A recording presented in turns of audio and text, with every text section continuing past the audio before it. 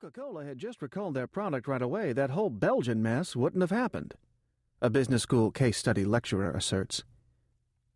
We've got to tell them all the good things your products do, a public relations account executive assures her polluting client in a new business pitch, adding with a sparkle, remember, a crisis is an opportunity to get your message out.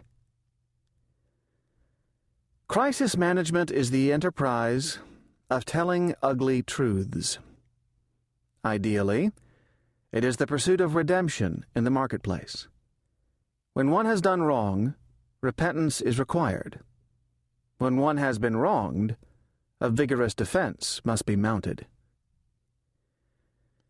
Even before the meeting at Socrates formally began, our team, drawing on 80 collective years in the high-stakes communications business, saw 4 telltale signs of crisis management doom. Number 1, the chief executive officer was absent. The task of crisis and issues management had fallen to Socrates' public relations chief.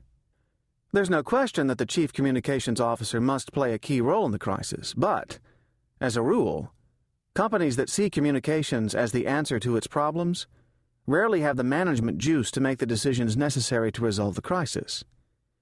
Does the PR chief have the authority to recall a product? Can she order a product reformulation? Can she shut down and then reboot worldwide production and distribution? Does she have the ear of Wall Street analysts? Does she have bet-the-company authority? The answer to all these questions is probably no. In times of crisis, the chief executive officer must be the chief crisis officer, or, if not the CEO, the business unit chief, who has the authority to make fundamental decisions. And the gathering at Socrates, the real powers to resolve the crisis, were not in the room. Number 2, there were too many people at the meeting. The boardroom was filled. There were more than 20 people gathered from every discipline within the company, not to mention other outside consultants. Many of them were primed to take notes on laptops. The group leader was very pleased that she was seeking input from Socrates' diverse knowledge partners. The corporate speak was suffocating and betrayed the true purpose of the meeting, making the participants feel comfortable with the process. Effective crisis management teams are small. While they may indeed collect input from a variety of sources, they are not meant to be New Age esteem-building entities where everybody has a voice and gets to feel special. That so many of Socrates' players were ready to memorialize the meeting's proceedings on their laptops was a blaring warning sign. It's a safe bet that these jottings would wind up in court or on the front page of the Wall Street Journal. Number 3. Someone mentioned the Tylenol case. One of the more hackneyed features of most introductory crisis management meetings is the obligatory citation of the famed 1982 Tylenol case, in which 7 people died as a result of cyanide poisoning from tainted Tylenol capsules.